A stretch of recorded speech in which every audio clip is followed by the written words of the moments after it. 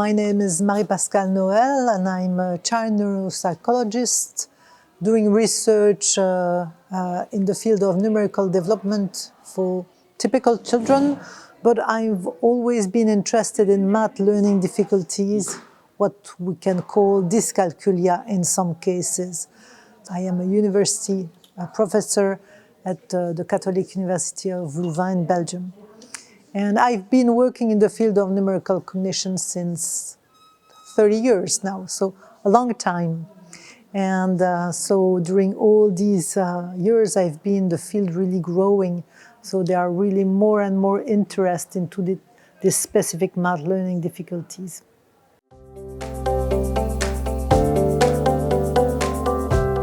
Ways to improve the performance of these children.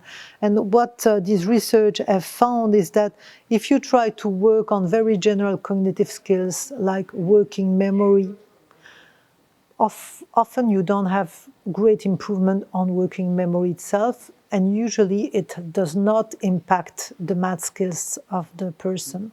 So it's not a very good pathways.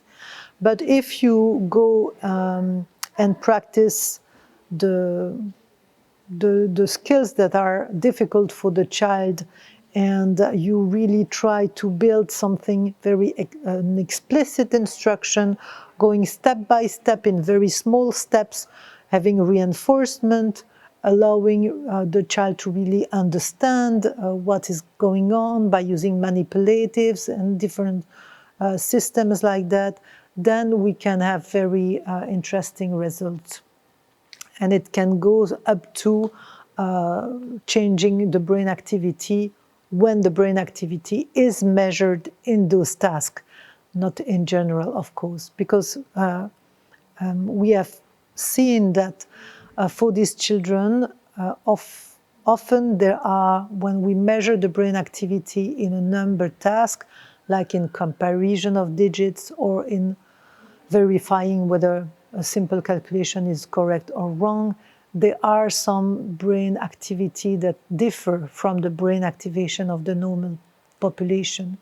Especially often they have more brain activity in the parietal system and in the frontal system, which is an index, I would say, of the fact that they need more efforts to deal with the task.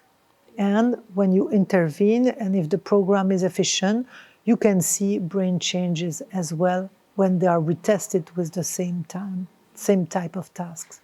We know that, for instance, to work just on the simple addition and simple subtraction, there is a program that was quite efficient, but they had 22 sessions of training. So it's quite a lot for just a very specific math skills. But mathematics is very wide. And they had, like the team of first, they also had a program for word problem solving, but again, it was like 15 or 20 sessions. So of course, it's a lot of time because these people usually learn very slowly. They need a lot of time to understand, they need a lot of time to understand the process that you are presenting, they need more time to use the process and be able to really handle the process. So it often requires a lot of time. And usually these people don't have just one focus difficulties. They don't have, oh, everything is fine, but I don't understand fraction. If it's the case, often it's not a dyskalkulic person. It's maybe someone who was ill when the teacher explained the fraction or something like that. But often they have multiple difficulties in the math areas, and each of these difficulties need to be tackled one at a time, sequentially, because they are built one upon the other, and each time it requires quite a lot of time.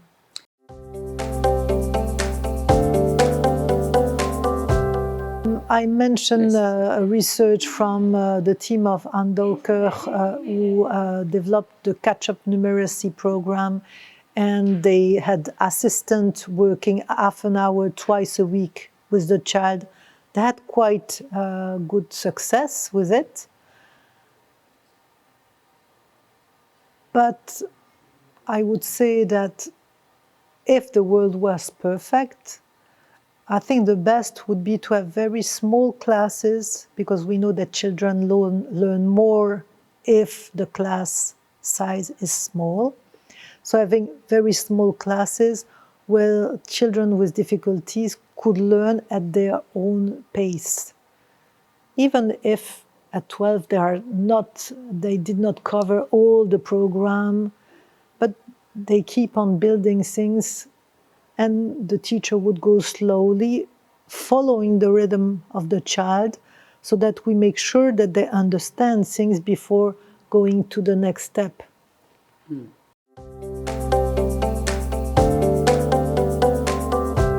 I think that for a math teacher, that's not so easy to work with the group of the classroom, and also some child, maybe one or two in the class, that are really behind. So I think it's important to have an extra help, to have some time where these children have a specific person for themselves who can really understand what's in your mind. Maybe you have some misunderstanding.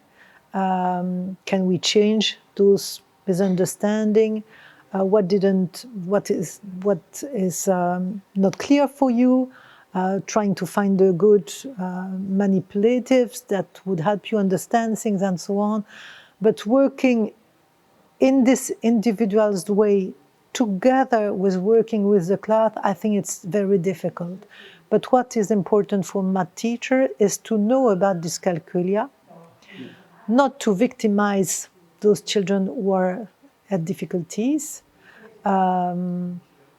So having a specific eye on them, trying to really motivate them, encourage them, making sure that there is no laugh of the other children if they are doing wrong and so on.